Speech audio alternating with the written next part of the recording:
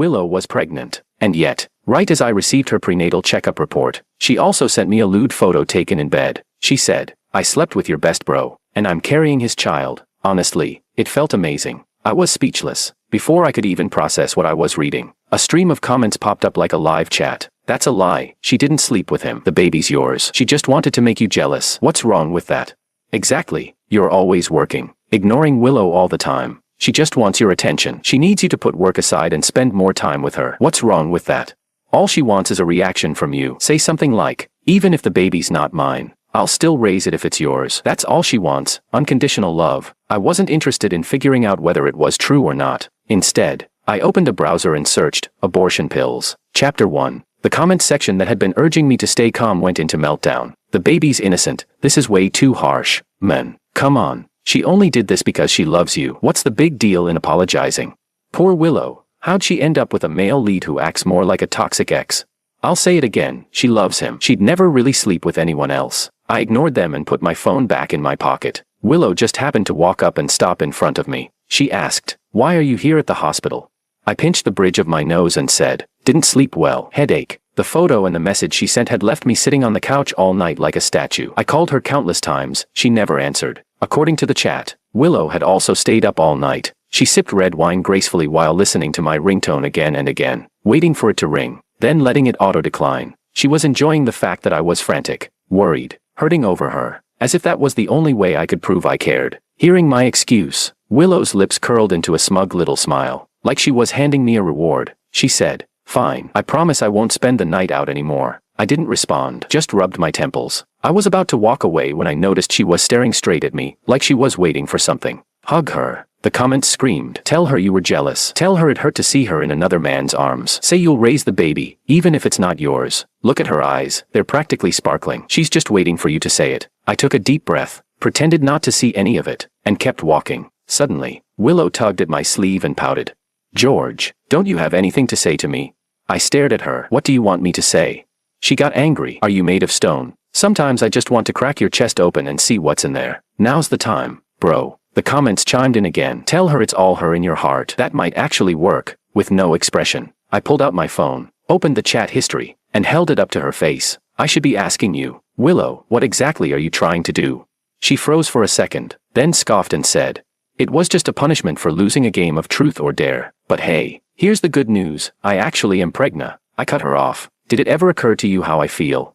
She frowned. "What's with you? I already told you, it was just a stupid dare. You don't have to act like this." Chapter 2. On the third day after our ugly fallout, Willow posted an update online. His friend was holding an umbrella for her, while she tilted her head playfully and made a peace sign. The caption read, "A man who loves you will show up whenever you need him." I put down my phone and buried myself in work. I still had urgent matters to handle. These tasks had to be done fast. Live comment chat started going off again. What the hell is wrong with the male lead? Still working at a time like this? Is he really choosing his job over his wife?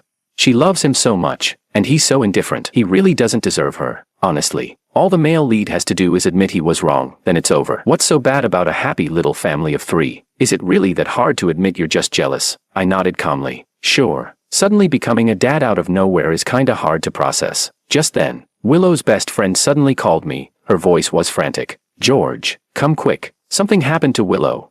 There was a loud crash on her end, like a bottle shattering. She gasped, and the line went dead. I rushed to the location she'd sent me. As I approached the private room, I could already hear the laughter from inside. A woman said, "Come on, Willow, it's been forever." "That workaholic George, he's not coming." Someone else chimed in. "George simped after Willow for over 20 years before she finally gave in. You think he's not gonna show up?" A guy responded. He didn't even react to Willow's post earlier. "Anyway, Willow, you lost the bet. So don't back out. You promised to make George hand over the East Suburban Project." The East Suburban Project. I worked myself half to death on it for a whole year. Even when I had a fever, I was still going to the office with 4 drips just to keep it on track. And now she wanted me to give it away over a stupid wager. Through the crack in the door, I saw Willow biting her lip, staring anxiously at her phone screen. The moment I pushed the door open, everyone looked up. Some looked disappointed. Some looked surprised. Willow actually let out a quiet sigh of relief. With a smug little snort, she said, "You all lost." Designer handbags, necklaces, and luxury jewelry were laid out on the table. Willow smiled faintly and said, "Please, I already have this stuff." "Like I care," one of her friends said. Yeah, Yeah, you've got a husband who worships the ground you walk on. We get it. Another snarked. Keep acting like that and don't come crying when George finally has enough. Willow pouted. And then, as if to prove a point, she suddenly grabbed Makoto by the neck and started kissing him passionately. Then she beckoned me with one finger. Live comments popped up again. She just wants to see George punch Makoto for her. Do it, man. Don't chicken out. Honestly, don't you think the female lead is being way too dramatic? Willow's already married. She's about to become a mother. Another user fired back. You don't get it. This is love. Okay, if George weren't so emotionally constipated, she wouldn't have gone this far. Why do you think she waited so long to even let George touch her? We've been married for a year, together for 3, but it wasn't until 2 months ago that she let me touch her for the first time. So, how could that even be possible? My brows furrowed. My fists clenched slightly. They were all waiting for me to blow up in anger, to humiliate myself begging Willow to come home. But I didn't. I just looked at her quietly and said, Willow, how old are you? Could you stop being so childish? Then I turned around and walked away. Chapter 3. After 2 weeks of a Cold War, we were finally one signature away from locking in the project our company had worked an entire year on. But on the day of the business dinner, Willow showed up uninvited, with Makoto in tow. She said, Makoto just joined the company. Once the project is signed, let him use it as practice. Makoto gave me a smug smile. George, looks like we can be friends again. Like before, I felt a pulse throbbing hard in my temple. Back in college, Makoto and I had been close, until I found out he got close to me just to get to Willow. Ever since I married her, he'd been a thorn in our relationship. Wherever he was, trouble followed. Just as I was about to lose it and kick them both out, the client arrived. I forced a deep breath, plastered on a smile, and greeted the client and his wife politely. As we drank, I went around offering toasts, but Willow suddenly dropped her chopsticks and sat there with a cold expression, as if the client owed her money or something. Live comments flooded in. Oop, she's jealous again. Hubby's out here toasting another man's wife. Girl, that's the client's wife. Don't make it weird. I stayed composed and kept talking business. The client saw I had both competence and humility. After 2 drinks, he laughed heartily. President Wong, your team's design this time is innovative and impressive. You've got a strong character too. Cheers to a fruitful collaboration. I raised my glass, feeling a surge of confidence. Then, a loud gasp. Willow threw her wine right into the client's face. I'm not some bar girl here to pour drinks, she snapped. Then she cast me a disdainful look, like I was beneath her. I clenched my teeth and forced myself not to explode. Quickly bowing, I apologized to the client, offering tissues to help him wipe off the mess. Makoto grabbed my arm and said, face dark. George, your wife's this upset and you're not even trying to comfort her. You're siding with outsiders.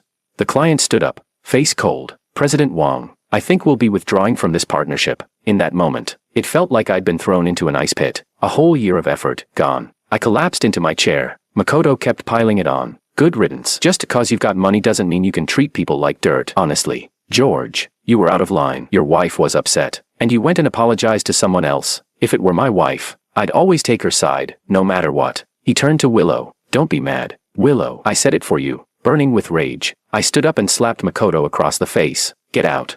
His face instantly turned red and swollen. He gritted his teeth and said, tough truths are bitter medicine, honest ADV. I didn't let him finish. I backhanded him again. Just as I was winding up to finish the job, Willow rushed over and blocked me. She stared at me, eyes wide, full of disbelief and fury. Her voice trembled. George, why did you hit him? Chapter 4. We locked eyes for a long time. I looked at her blankly. Numb. I said, Willow, the project the entire company worked a year on, gone. Are you satisfied now that you've seen me lose it? She wasn't. She asked again, did you hit him for me, or for the company? I was speechless. I pinched the bridge of my nose, forced myself to stay calm, and answered, exhausted. For the company. She got even angrier, her voice icy. Then go marry your job. Makoto came to comfort her. Willow, don't let this get to you. She looked at me for a long time. Then she said, George, do you know why I got close to Makoto? Because he knows how to comfort me. He gets jealous for me. He respects women. He cares about my feelings. He thinks about me. I felt hollow. With a hoarse voice, I replied, then be with him. Willow got furious. She shouted, George. I looked at her calmly and asked, Willow, what do you really want? Live comments scrolled across the screen again. She wants you to apologize. She wants emotional value. She wants your feelings to revolve around her. George, she just loves you too much. She's insecure. Try to understand her. She doesn't say it, but deep down she's hurting. Every night she watches you stay up working, curled up alone, thinking, why isn't my husband with me? Does he not love me anymore? Someone else commented, are we really ignoring how much she's torturing him? All because she feels insecure. I couldn't take it. Willow looked like she wanted to say something, but held back. Then in a soft voice, she said, "Figure it out yourself." I didn't respond. I just stood there, thinking, love? Maybe there had been, once. Now, all I wanted was to escape, and whether or not she loved me, I didn't care anymore. Watching their backs as they walked away, I pulled out my phone and dialed my lawyer. "I want to draft a divorce agreement," I said. "We'll go over asset division at the office tomorrow." Chapter 5. When I got home, I collapsed on the bed, completely drained. The comment stream surged. No way, if they really get divorced, the female lead's going to lose half her life. She loves him that much. Another comment read, "Willow's pregnant. Can't he just hold back a little for her? I really don't get what the male lead's insisting on." She's staring at her phone, just waiting for him to comfort her. I shut my eyes and ignored the comments. I was just so tired. I wanted nothing more than to sleep. After I woke up, I calmly ate my meal. At noon, I chatted with my dad. He asked, "George, did you two have a fight?" I was a little taken aback. He said, "No fight between husband and wife should last overnight. Just say something nice to coax her, and you'll patch things up. Women are emotional creatures. Once she becomes a mom, she'll learn to be more mature." I put down my phone and asked, "So you and mom had a pretty good relationship, huh?" My dad was speechless. He's from the old generation. He always believed that in a marriage, a man should yield to his wife, tolerate her moods, and tend to her feelings. He thought that fearing your wife was a sign of love, and a husband's earnings were meant to be spent on his wife. So, even though he and my mom married for business and had no emotional foundation, he never held back in giving. He treated her like a treasure, bought real estate and made investments in her name, and for a time, they lived in harmony. But things took a drastic turn once she got pregnant. Her demands became non-negotiable. Her temper, unrestrained. She started threatening him with divorce or abortion over the smallest things. After I was born, I became her bargaining chip, no matter how much he compromised. She grew increasingly contemptuous of him, with mounting demands. In the end, she even forced him to get her immigration papers so she could run off abroad and live a carefree life with some boy toy. My dad said, "Willow's different. That girl really likes you." I lowered my head and let out a long sigh. I said, "But Dad, why should I?" I thought. I'd been with Willow for 3 years. She'd only grown more difficult over time. I'd been the one doing all the comforting for 3 years. Even the first time we slept together, she had the nerve to say, "Well, since you love me so much, I guess I'll agree," begrudgingly. I carried the entire company on my back while constantly catering to her emotions. It's ridiculous. I have my own life. I'm not interested in playing the simp. The marriage has to end. Chapter 6. The next day at the office, the corporate lawyer handed me the divorce agreement. He said, "Mr. Wong, given the complexity of the asset division, we'll need to draft a separate property settlement. The Wong and Liu families are both major corporations, deeply intertwined, so I wasn't surprised." I asked, "How long will it take?" He replied, 3 days. I nodded. Just then, things got noisy outside. Willow walked in with a frosty expression. She said, "Fire that manager of yours and promote Makoto." The lawyer quietly excused himself. I kept my head down and focused on work, ignoring her. She sat at my desk and snatched the folder from my hands. She didn't even look inside, unaware it was the freshly printed divorce agreement. She tossed it aside and rested her chin on her hand. Gazing at me, she said, "George, Makoto just joined. A lot of people aren't convinced by him. I want to help him out." The comment stream chimed in. "She's trying to provoke him. She waited all night for him to show up and comfort her. Poor girl couldn't even sleep. Two stubborn rocks smashing into each other. No one wants to give in. It's driving me crazy. Don't be mad, George. She's just using this as an excuse to come see you. She misses you so much." I let out a cold laugh and said, "Last time, he botched a whole project. The entire company had to clean up his mess. And now you want him promoted? Willow, what gives you the right?" She stared straight into my eyes and shot back, "Because he has me." She wanted to see something on my face, but I didn't give her the satisfaction. I said, "Then you two can go start your own thing together." Willow's expression darkened. She frowned and said, "George, I'm your wife. You're telling me to go work with another man?" I smiled. "Isn't that exactly what you want? I'm just helping you out." Face flushed. She shot back, "Fine. Don't you dare regret this." Chapter 7. That very day, Willow left, taking half of the company's tech core with her. Announcement: new company launched. Please support us. Makoto held shares. Willow leveraged her connections from the Liu family. All the projects related to Liu Corp were snatched back overnight. They even didn't hesitate to compete with me for international markets. And those tech leads, definitely worth their title. The moment the product was revealed, our foreign partners flocked to them. Leaning against a pillar, Willow looked quite pleased. She said, "George, after all, I'm your wife. If you just say the word, I might consider forgiving you." I turned to leave, impatient, completely uninterested in playing along. Thanks to her, the current Wong and Liu corporations were now in full-blown polarization, which made the asset division much simpler. The Liu veterans who came over were taken away by her too. so I didn't have to worry about any backstabbing down the road. Once the asset split was finalized tomorrow and I handed over the divorce papers, we'd officially have nothing to do with each other. Suddenly, Willow grabbed my sleeve tightly, her tone irritated. "George, don't push it too far, or I really won't forgive you again." The comments lit up. Finally, the female lead isn't being so stubborn. She gave him an out. "Come on, male lead, take the hint and reconcile already. She's been crying herself to sleep these nights, torn apart after leaving you. This is the perfect chance to patch things up, just be a little more generous, man." I looked back at Willow. There was hurt and hope in her eyes. Maybe the old me would have softened, but now, I didn't care in the slightest. Seeing I didn't respond, she grew more furious. She snapped. "I already gave you a way out and you still won't take it. Do you really want a divorce?" Tension was rising, and then Makoto rushed over to comfort Willow. He said, "Don't be upset, Willow. It hurts me to see you like this. George is just being stubborn. I'll talk to him for you." I was speechless. Willow looked at me, eyes full of disappointment. Then she looked at Makoto with affection and said, "Just look at Makoto, then look at you. What kind of man are you?" "I'd had enough," I said. "Then divorce it is." Chapter 8. The air instantly froze. Willow stared at me in disbelief. She asked, "Do you even know what you're saying?" "Divorce," I repeated. Her lips pressed into a thin line, emotions raging in her eyes, on the verge of exploding. Makoto's smugness practically overflowed, though he still tried to play the role of the concerned friend. He said, "George, not to call you out, but you've really gone too far. You think Willow's easy to bully. Don't assume she won't actually go through with a divorce." He glanced at Willow after speaking. Comment section. "This scumbag's still trying to stir things up. Please don't fall for it. Main couple."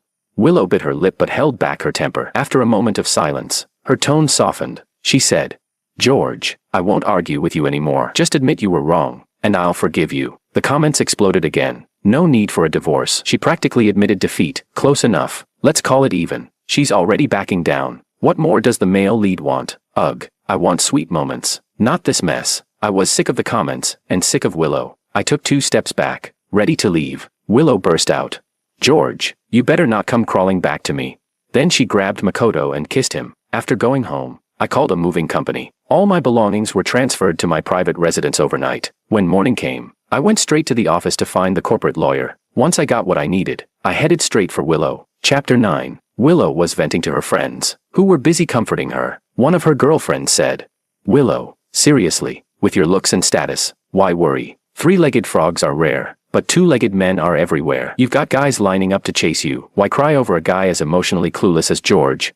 Willow shot her a glare and snapped, "Get lost." I stood at the doorway but didn't go in. Another chimed in, "You don't get it. Willow and George grew up together. Their bond isn't something just anyone can compare to." Sophia handed Willow a drink and joined in.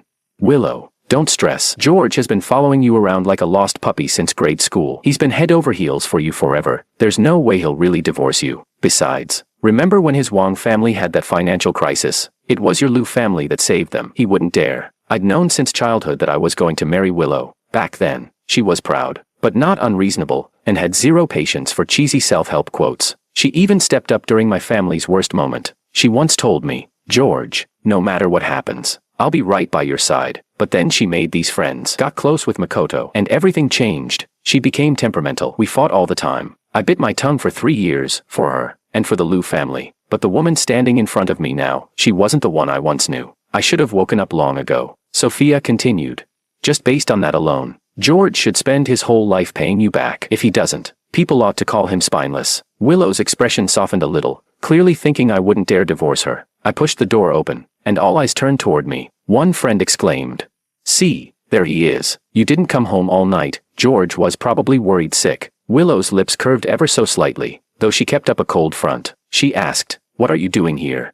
I glanced at Sophia without replying, walked forward, and was about to hand Willow the divorce agreement and the asset division documents. One sharp-eyed girl caught the word property on the folder. She said, "Whoa, he brought the assets too. He must be here to beg forgiveness. Now that's commitment." Willow rolled her eyes and leaned into Makoto's arms. She said, I can't stand emotionally dense guys who can't communicate properly. But, since you've been miserable all night and came running here to apologize, I might consider giving you another chance." Makoto interjected.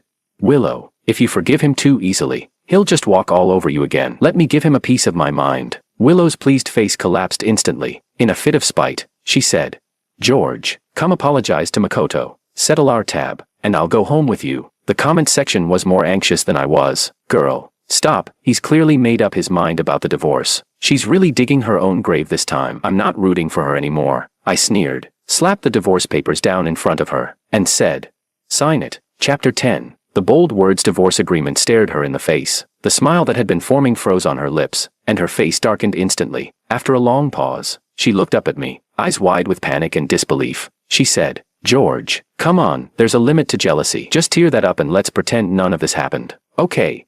Her voice trembled, and her gaze locked onto mine. I opened the divorce agreement, pointed to the signature line, handed her a pen, and said, "Here, sign." The silence was suffocating. Willow looked like she was about to shatter. Suddenly, crash, she swiped a cup off the table, eyes red at the corners. She rasped, "I already said I'd come home. What more do you want from me?" I stared at her coldly. She looked down, avoiding my eyes, her whole body trembling. She stepped forward and clutched my arm, her voice shaking.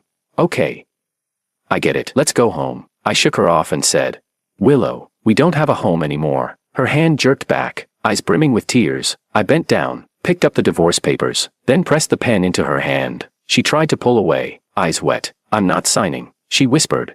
"George, the baby, it's yours. You can't just walk away from me. I'll stay away from Makoto. Let's go back, please." She lowered her head, whispering to herself in denial. I just found it laughable. I've never been someone who blindly believes in others, not even the endless stream of comments. Everyone has their blind spots. Even those so-called observers can miss things. And what I saw was this: a wife who never once let me touch her, suddenly turned proactive, and just like that, she's pregnant. I said, "Willow, just sign it. I don't want to get ugly. Let's end this with some dignity." With that, I stopped wasting time. I grabbed her hand and began guiding her to sign. Stroke by stroke, her fingertips turned white. A sorrowful aura clung to her as she resisted. The signature came out crooked and harsh, marred by her struggle, but it was still a signature. I turned to leave. She grabbed my sleeve, fingers tight with desperation. But Makoto came over and wrapped her in his arms, gently prying her fingers off mine. He said, "It's okay, Willow, let him go. You still have me." Chapter 11. Just as I stepped out the door, I heard Willow yelling from inside, "Get out. All of you, get out."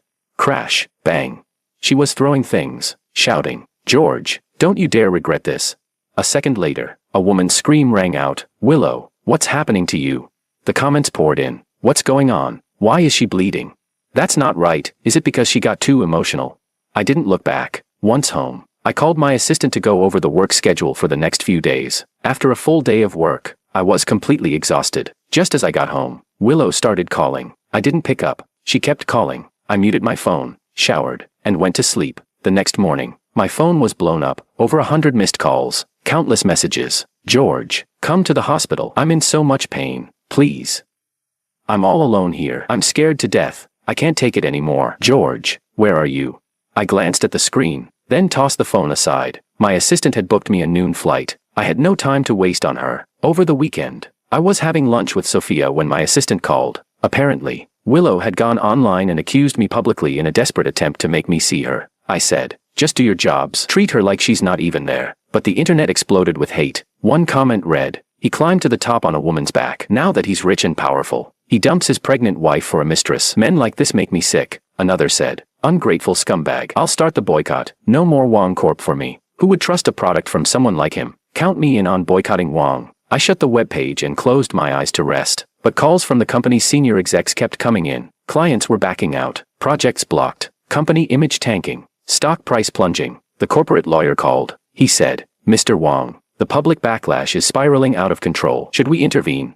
I answered flatly, "No. Let her stir things up. If needed, throw more fuel on the fire." Chapter 12. Within weeks, public opinion flipped upside down. In the end, I still went to see Willow. She said, "George, why didn't you reply to my texts? Why wouldn't you come see me?" Her face was pale and hollow. She couldn't hide how worn down she was. She said, "I was going insane looking for you, but thank God you came. Hubby, let's be good from now on. No more fights. Okay." Then she casually pulled a fruit from the bag beside her and handed it to me to peel. She said, "Hubby, I'm eating for two now. I need all the nutrition I can get." I quietly peeled the fruit without responding. She didn't seem to mind, smiling as she went on. "Oh right, let's name our baby," she said. "How about Joy?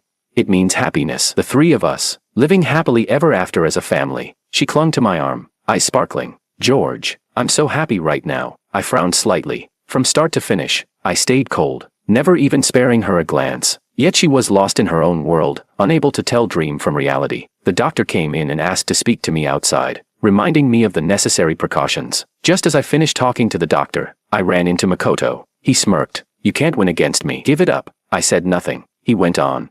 "I came into this world for Willow. She was always meant to be mine." I didn't understand his conviction, but I had no interest in arguing with him either. I said, "She's just a woman. If you want her, take her." He looked at me and laughed. He said, "Wow, look at you pretending to be chill. Your wife got stolen and you're acting all magnanimous." Then he mocked, "You're nothing but a cardboard cutout, and you think you can compete with me?"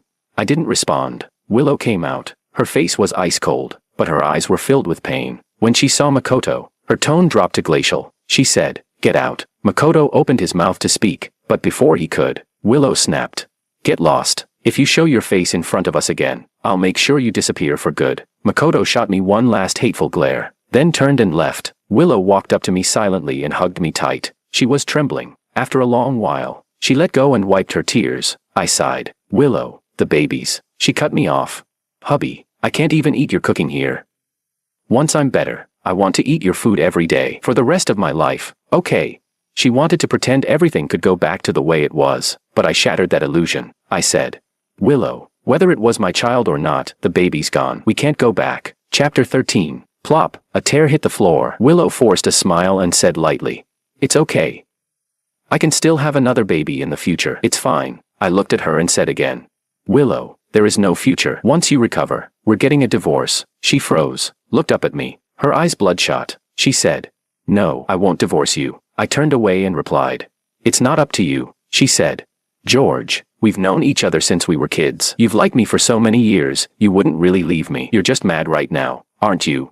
"I promise. I'll behave from now on. I won't make you angry ever again. As long as you don't divorce me, I'll do whatever you say. I won't even bother you while you're working. I'll do everything you want." She looked at me with eyes full of vulnerability and desperation, and under her hopeful gaze, I slowly shook my head. Her gaze shattered. She choked out, "But George, I love you." These days when you were gone, I kept replaying our memories over and over again, but every time I opened my eyes, I was alone. The person who used to be there for me was gone. That hurt more than dying. I just loved you too much. That's why I was so insecure, so desperate to prove you wouldn't leave me. I asked, "Did you ever think about how I felt?"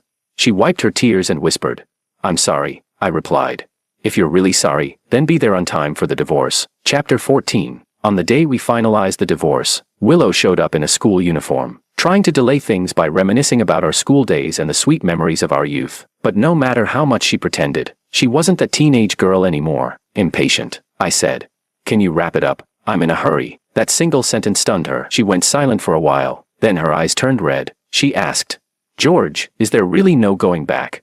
I looked at her coldly. She stood there frozen for a long time, like her feet were made of lead. I dragged her in, got the number, waited in line, signed the papers. She cried while signing. As soon as I got the divorce certificate, I didn't even look at her. I turned around and left. She chased after me. I got in the car, hit the gas, blasting her with exhaust fumes. Back at the office, I moved fast. Time to take control of the narrative. I released the bed photo Willow had once sent me, the chat logs where she talked about having a baby with Makoto, and Makoto's smug taunts. All of it went online. Willow had cheated. Makoto was the homewrecker. Once people saw the truth, public opinion flipped instantly. Comments flooded in. So we were used as tools the whole time. That scumbag wrecked someone's marriage and still acted like a victim. Gross. With a husband like that, this girl must have had her brain kicked by a donkey. George went through all that humiliation with such grace. Legend. I'm switching all my purchases to Juan Corp from now on. As the backlash escalated, Makoto and Willow became targets of public fury, the homewrecker and the cheater. Lou Corp was hit with scandal after scandal. In just a few days, the entire company was on the verge of collapse. Even going outside, Willow couldn't catch a break. She'd get hit with rotten eggs. People filmed her and mocked her online. The once beloved heiress of the Lou family, always surrounded by admiration, had fallen face first into the mud. She was a shell of her former self. The day Lou Corp officially declared bankruptcy, I saw Willow again. She looked worn out, but still smiled at me. She said, "Hubby, Lou Corp's gone. I've become a rat on the street. Do you feel better now?" Chapter 15. I looked at her coldly. She stood pale and silent, eyes downcast, voice trembling. "Please, don't look at me like that, George. It hurts so much." Impatient, I shot her a glance, then brushed past her and opened the car door. When she saw Sophia in the passenger seat, Willow rushed over. She asked, "Is it because of her?" I replied, "Think whatever you want." Then I got in and shut the door. For the first time in a while, the comment stream popped back up. Poetic justice. She got exactly what she deserved, didn't appreciate what she had, spent all her time acting out, and now she's putting on an act. She leaned against the window, her eyes full of pain, choking on tears. She said, "Please, don't go." I hit the gas. The car roared to life, and Willow broke down. She sobbed. "George, I was wrong. Please don't leave me. You're all I have." She ran after the car in tears, only to be hit by a speeding motorcycle that came out of nowhere. A crowd quickly gathered, blocking her from my view. From that moment on, we were strangers. Half a month later, on my way to the office, I ran into Makoto, disguised head to toe. He had a bottle of chemicals in his hand and charged straight at me. He yelled, "I'm the real protagonist of this world. I have a system. If I destroy you, everything will fall into place."